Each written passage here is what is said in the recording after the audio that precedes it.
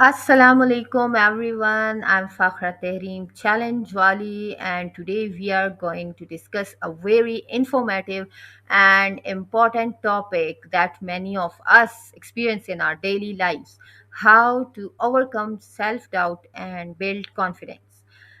Sometimes we doubt our abilities, fear failure, or compare ourselves with others.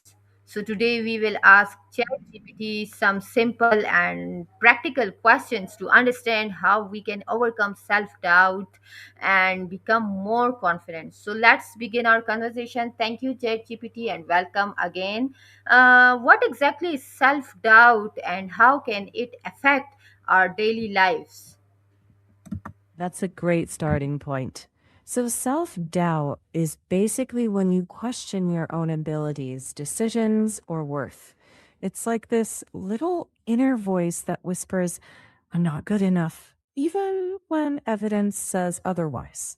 And yeah, it can sneak its way into choices we make every day, like avoiding opportunities, holding back in conversations, or over preparing because we're afraid of making mistakes. And long term, it can chip away at our confidence and even the quality of our relationships or work. But the good news is it's something you can work on. So, why do people often doubt themselves even when they have the skills and ability to succeed? Hmm. That's a layered thing. Sometimes it's past experiences, like maybe a failure that left a mark. Or even if you grew up hearing a lot of criticism or not enough encouragement, your brain remembers that. Even successful people can doubt themselves because they're measuring themselves against impossible standards or comparing themselves with others who their journey is different. And sometimes success in one area doesn't automatically erase doubt in another. So you might be great professionally, but still wrestle with self trust personally. Okay, so how does comparing ourselves with others affect our confidence, and what can we do to stop this habit? Right. One really practical thing is to notice when the doubt shows up. So instead of arguing with it right away, just name it like, oh, there's that self doubt voice again. Then you can ask, what's one small action I can still take right now? It's about tiny, doable steps, not giant leaps. Over time, those little wins build evidence that you can handle things. And if the self doubt keeps coming back, that's not a failure. It's just being human. So when we think I can do this, what should we do to change that negative mindset?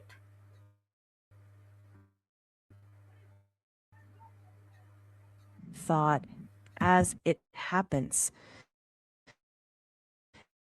and then gently question it like, is this 100% true, or is there another way to look at it? Then try flipping it into a neutral or kind statement like, not perfect, but I'm learning. Over time, practicing that shift builds a new default track in your head. Also, celebrate small wins. Seriously, give yourself credit. Like, oh, I showed up today. And if your environment is full of comparisons or negativity, curate that. Spend more time with people, m- media, and constant judgment.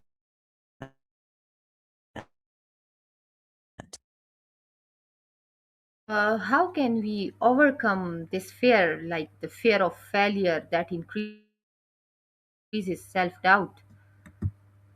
Mm, the fear of failure shows up for pretty much everyone.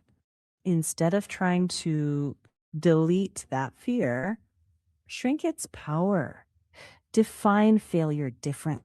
Like instead of I failed, think I learned what doesn't work. Run small experiments where the stakes are low so mistakes feel safe, like practice runs, not disasters. And when something doesn't go as planned, take a beat, extract one lesson from it, and decide the next tiny step. That consistent rhythm, try, learn, adjust, is what builds courage long term. And hey, failures aren't verdicts, they're information, nothing more. Okay, as everyone knows that comparing ourselves with others affect our confidence. So, what can we do to stop this habit? Right. Comparison is such a confidence zapper. One way to loosen its grip is to catch yourself mid scroll or mid comparison and name it. This is comparison. It's not a verdict. Then redirect. Ask something like, what's one thing I'm proud of from my own life today? Another trick is curating what you see. Mute or unfollow accounts that consistently make you feel less than. Doesn't mean they're bad, just not helpful for you right now. And replace them with voices that inspire or teach you instead. Small shifts in your inputs and self talk add up way faster than you think. So, if someone feels nervous about speaking in front of others or sharing their opinions, so how can they improve their confidence? That's a very common fear and totally workable. Start by practicing in low pressure settings, like sharing a sentence in a friendly chat or recording a short voice note just for yourself. Preparation helps, but over preparing can backfire too. So balance prep with actually doing the thing. And afterwards, reflect on what went okay, not just what didn't. Over time, each little successful moment, even small ones, becomes proof that you can handle it. And hey, nerves don't have to disappear for you to speak up. You can act even with nerves. Um, how can positive thinking and positive self talk help us become more confident? Positive thinking isn't about pretending everything's perfect. It's about training the mind to notice what's going right as well. When your internal voice is kinder, like, I've handled hard things before, it lowers tension and helps you show up more steadily. Over time, that steady self talk turns into an inner coach instead of a brutal critic. And with practice, you stop needing external validation as much. It's like building a quiet trust with yourself, brick by brick. Is there any simple daily practice or routine that can help us build self confidence over time? Yeah, super simple routine. Each day, write down one win, even if it's tiny. Send a tricky email, ask a question you were nervous about, or just showed up on time. Then say out loud one line of self encouragement, something short but genuine. Do that consistently. And in a few weeks, you'll actually notice a quiet confidence settling in. Like less showy, maybe, but solid and reliable. That's real confidence built from the inside out. Okay, so finally, any message you like to give to people who constantly doubt themselves and feel they are not good enough? Yeah, to anyone who feels that way, you're not broken. Doubt doesn't mean incapable. It usually means you care.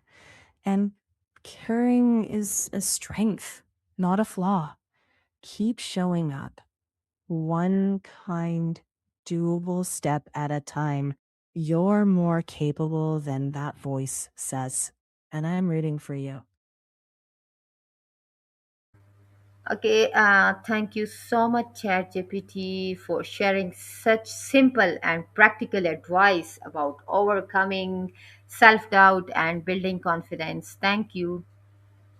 Thank you for bringing such an important topic. I'm always here.